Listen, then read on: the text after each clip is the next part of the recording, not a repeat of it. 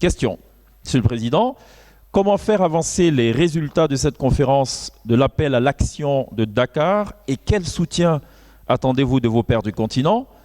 Et compte tenu de l'expérience de l'année dernière, quelles sont les mesures et stratégies de solutions envisagées pour la réalisation des résultats de Kinshasa et de Dakar à venir, engagements spécifiques, notamment le financement durable? Merci beaucoup pour ces deux questions. Je voudrais d'abord féliciter les organisatrices de ce deuxième sommet, cette deuxième conférence des hommes sur la masculinité positive. Je l'ai dit dans mon propos introductif, nous devons ce travail à la puissante vision des femmes, puisque tout commence par la vision. Et cette vision qui veut que nous partagions notre société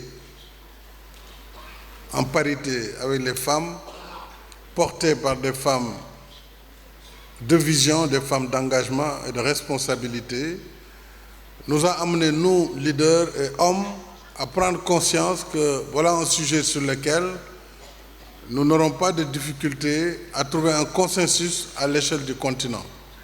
Que sur tous les autres sujets, vous savez, même pour s'accorder sur une page, ça prend des décennies. Alors que sur la cause féminine, très rapidement, le continent peut marquer des pas de géant. Et c'est notre ambition. L'appel à l'action de Dakar consistera à travailler étroitement avec la Commission, le président de la Commission de l'Union africaine, le commissariat et le collectif des femmes leaders pour que déjà au prochain sommet de février, que le texte sur la convention, la lutte contre les violences faites aux femmes, puisse être adopté par le sommet de l'Union africaine et que nous puissions également continuer la sensibilisation à l'échelle des nations afin que cette convention soit ratifiée par les parlements et que cela puisse entrer en vigueur. Ça va être quelque chose de possible puisque nous l'avons fait avec la zone de libre-échange continentale.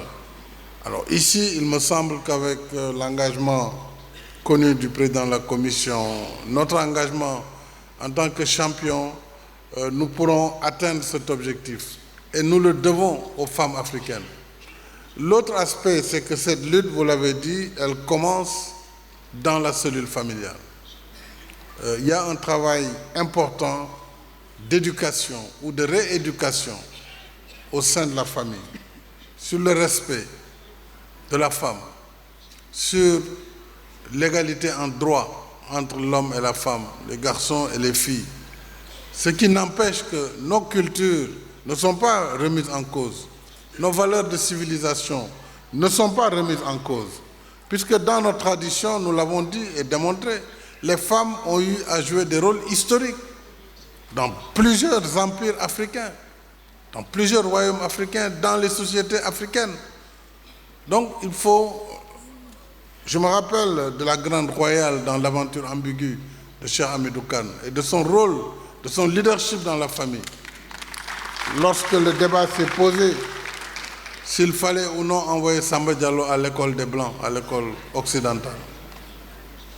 Alors, donc il faut que dans la famille, que le père de famille, la mère de famille, les enfants, les garçons qui doivent protéger leurs sœurs, qui doivent être les premiers à protéger leurs sœurs, à lutter contre les mariages précoces, à lutter contre les grossesses indésirées à l'école, contre les mutilations génitales.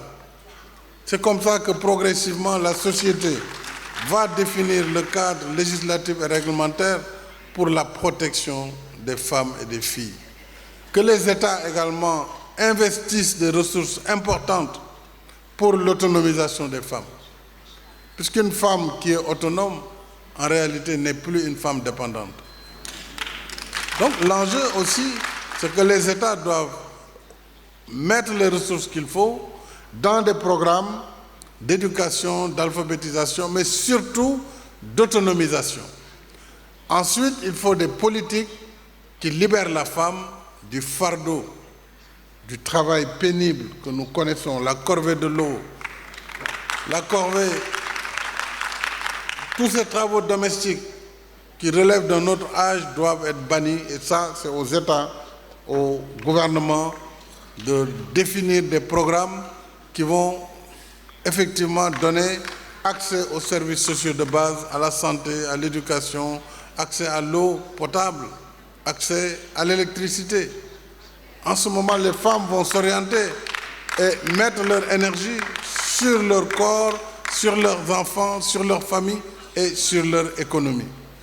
Et maintenant, à l'échelle du continent, par le partenariat, par nos banques régionales de développement comme la Banque africaine de développement, par nos partenaires, nous pourrons définir des programmes à l'échelle du continent pour l'émancipation de la femme, son autonomisation et sa pleine participation dans le développement économique et social de notre continent.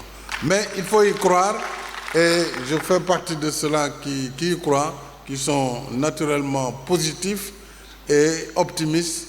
Et je pense que d'ici février prochain, nous aurons cette convention. Et le challenge sera de le faire ratifier par l'ensemble des pays africains dans un horizon d'une année après l'adoption.